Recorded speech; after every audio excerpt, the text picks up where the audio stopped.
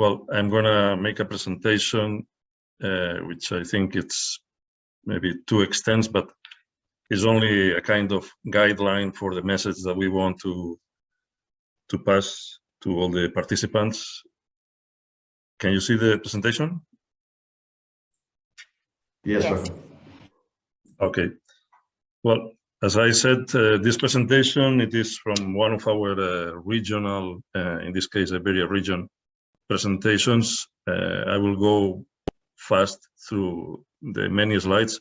In principle, what we want to transmit, it is our commitment on the permanent improvement of our services, because at the end we are providing services in the logistic chain, in this case in Portugal, and also on the investments that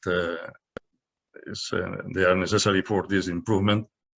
And especially in Portugal, compared to the throughput we have, it is one of the highest rate of investments we have in our portfolio. Well, YILPORT at the end is part of the Yildirim Holding. Yildirim Holding is part of the Yildirim Group. It is a familiar group. 3 brothers, unfortunately one passed away, Mehmet Yildirim. Today, Robert Yüksel Yildirim and Ali Rıza Yildirim, they are the 2 owners and chairing this group. You can see the footprint of the group in the whole world, in 51 countries.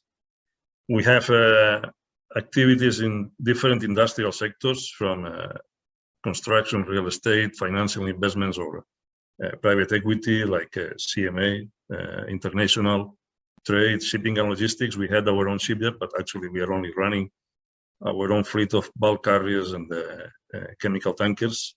Energy, fertilizers and chemicals, we are producing and trading. Metal and mining, especially in the chrome sector.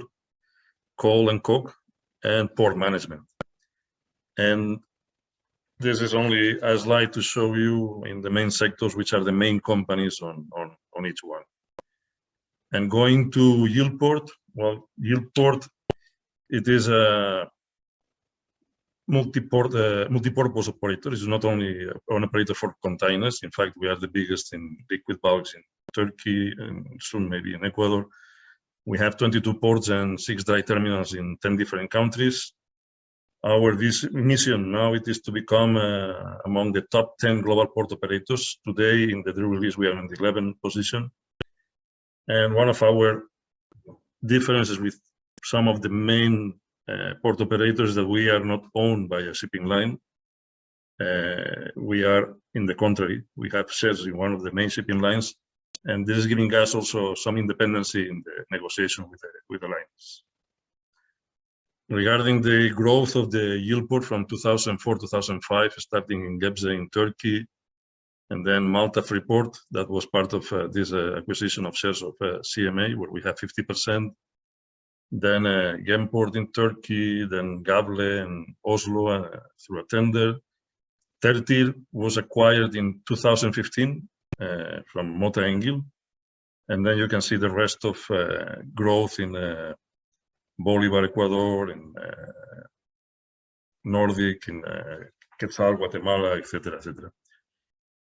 The concept of port-centric, in the case of Portugal, we couldn't implement yet. It is an idea that most probably we will try to do in the shows in Lisbon in the future.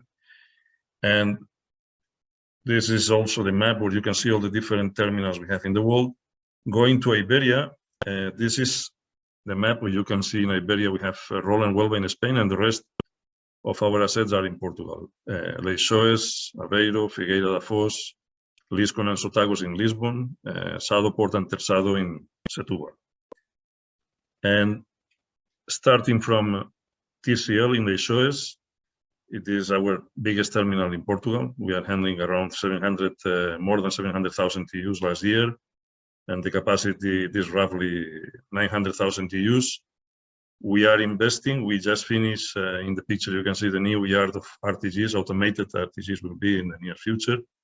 And we are now proposing some more investment to the Port Authority. And we also know the Port Authority is planning to launch a tender soon for the new multi-terminal, so hopefully we could participate and improve our investments in Leixões, in which we believe can be not only a big shore sea shipping terminal as it is today, but also becoming a deep sea container terminal. This is part of our, let's say, actives in the Lake Suez TCL terminal, and what we've been doing now in this extension of the south terminal with a new RTG yard. Then we have Liscont in Lisbon, where you can see in the picture the 4 new ship-to-shore cranes, 22 row, that we recently installed. One is operative from last week. In fact, it was the first vessel operated with these new ship-to-shore cranes with a Hapag-Lloyd vessel. And we have 5. 2 of the old cranes will be moved to Setúbal and to YILPORT. And the capacity of the terminal, now it is around 570,000 TEUs, but we want to reach up to 900,000 TEUs. We also will renew the yard as part of an investment of 100 million euros, more or less, in 2 phases, which we are actually starting. Then we have also plans for developing the rail. In fact, we restructured the rail policy of YILPORT. We are trying to develop very regular services.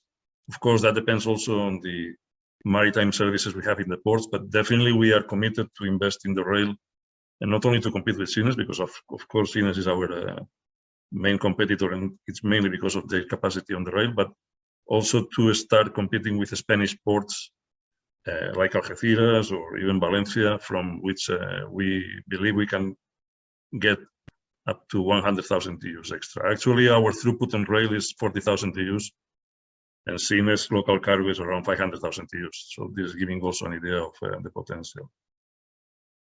Then we have this Liscon.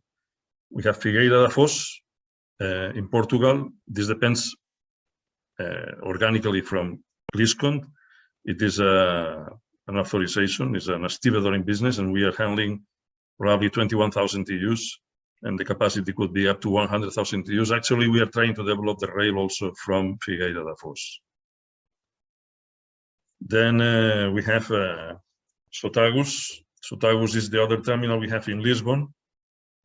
The intention is more and more to convert this into islands, the Portuguese islands main hub.